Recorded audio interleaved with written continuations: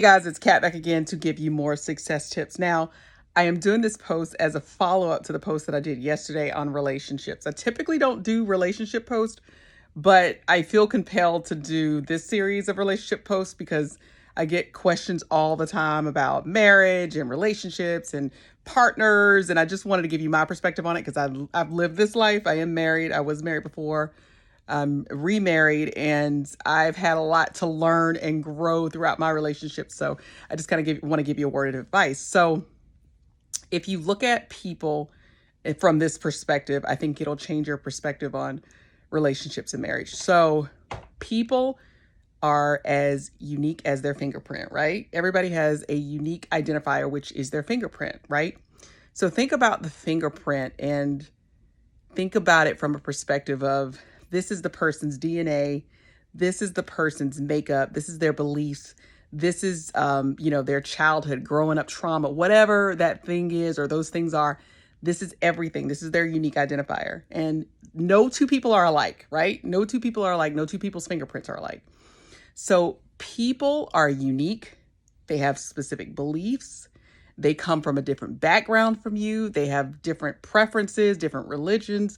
People are as unique as fingerprints.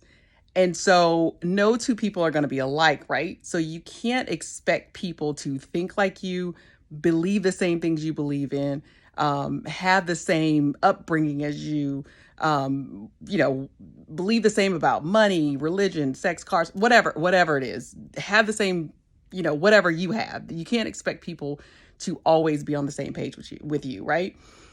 And so that's the way I went into my marriage, my second marriage.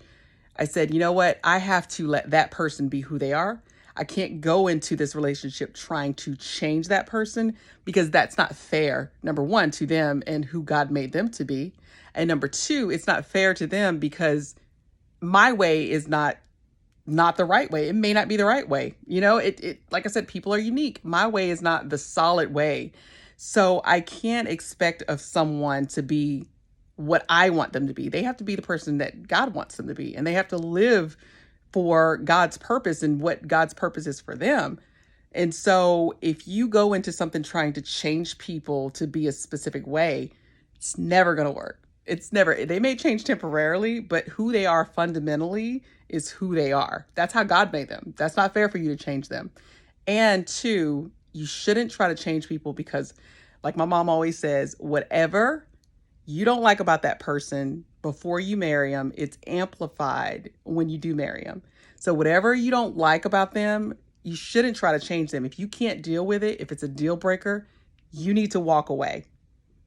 Plain and simple, you need to walk away. Like, you should never try to change people because whatever they're doing before you get married, whether it's you don't like the way they brush their teeth, it's a deal breaker for you.